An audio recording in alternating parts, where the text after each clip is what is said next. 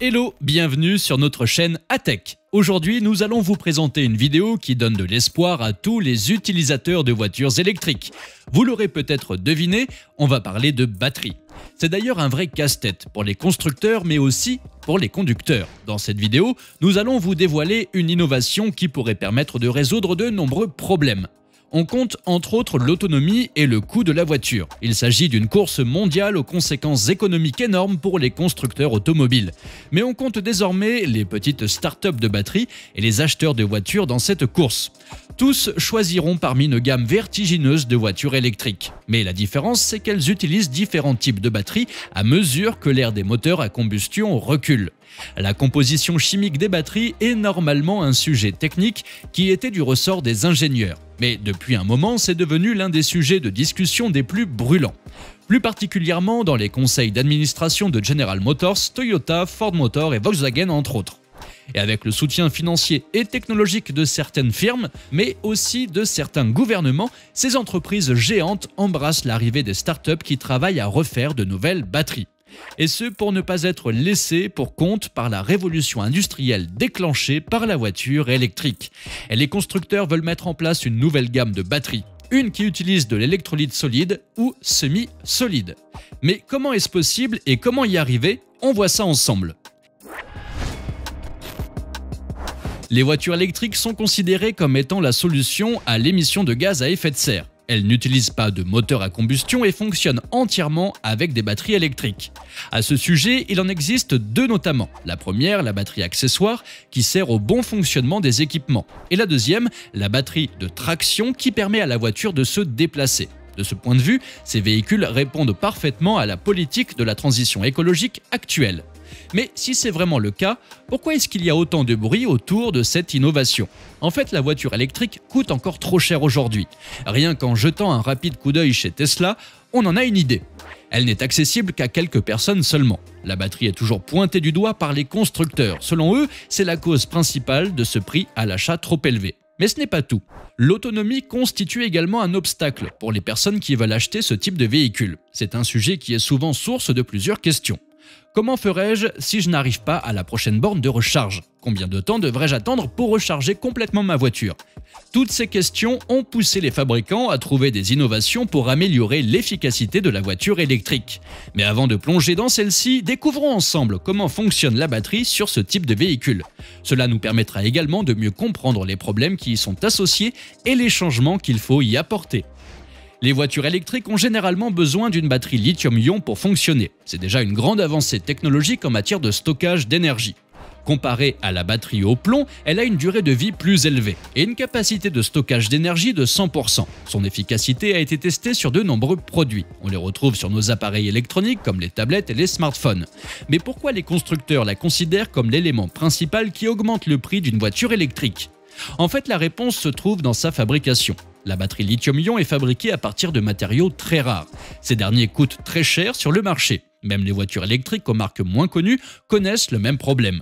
Le lithium est en effet un métal rare. Il est difficile d'accès et n'est disponible qu'à un certain prix. Pourtant, ce métal joue un très grand rôle dans la propriété même de la batterie.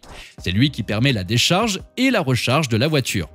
Cela est rendu possible grâce au déplacement des ions lithium Li+ entre la cathode et l'anode. Pour vous aider à mieux comprendre, voici un petit exemple. Lorsque vous chargez votre batterie, des ions Li+ vont quitter la cathode pour rejoindre l'anode.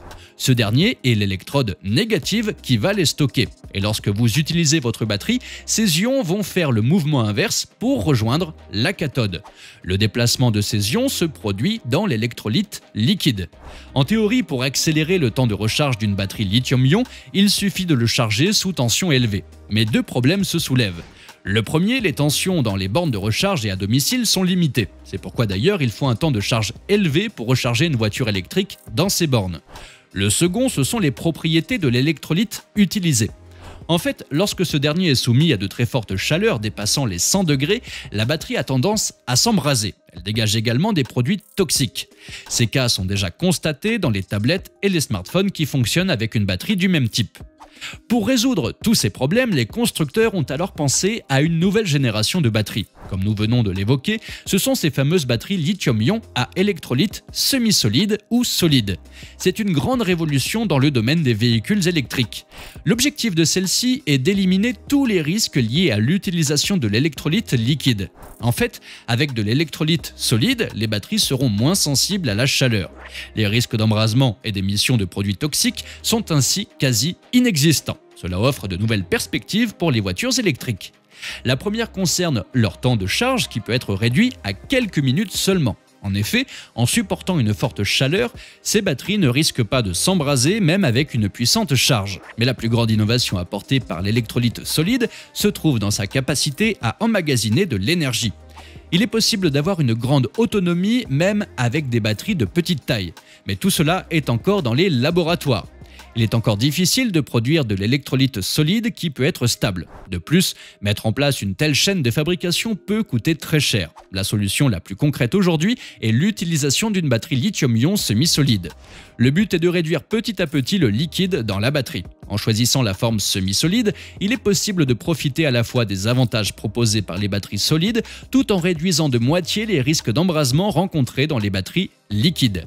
Les chercheurs estiment que produire une batterie semi-solide est déjà un grand pas vers une meilleure autonomie, mais surtout vers un temps de recharge plus rapide. Beaucoup de fabricants investissent déjà dans ce grand projet sans perdre de vue l'objectif principal. Celui-ci étant de produire une batterie 100% solide. Certes, il existe déjà quelques batteries solides sur le marché, mais cela reste encore dans le domaine des petits appareils électroniques. Le temps pour les véhicules électriques semble proche. La société israélienne StoreDot vient de déposer un brevet pour sa technologie de charge extrêmement rapide. StoreDot prétend être capable de charger complètement une cellule de batterie de type 4680 en seulement 10 minutes. C'est d'ailleurs le même type de cellule que Tesla utilise. La manière dont la technologie de StoreDot communique entre la batterie XFC d'un véhicule est particulière. Un système de charge externe signifie que les cellules peuvent être chargées plus rapidement, mais aussi en toute sécurité face à un courant plus élevé et sans surchauffe. Afin de rassurer les consommateurs et les fabricants de voitures électriques, le PDG de StoreDot a fait une récente déclaration. Il affirme donc qu'il est très important qu'il puisse offrir aux fabricants de véhicules électriques le choix d'utiliser la technologie XFC. Il espère ainsi surmonter les obstacles actuels à la possession de véhicules électriques. Il a souligné encore une fois l'autonomie et l'anxiété de charge comme des problèmes à contourner. À nous de voir ce que cela donnera dans les prochaines années à venir. Notre vidéo touche déjà à sa fin, nous espérons qu'elle vous a enrichi et a répondu à toutes vos inquiétudes. N'oubliez pas de laisser un petit commentaire si vous avez des questions et surtout de vous abonner et d'activer les notifications pour plus de vidéos passionnantes. Un petit like de votre part nous fera également très plaisir. Merci à tous et à bientôt sur ATech.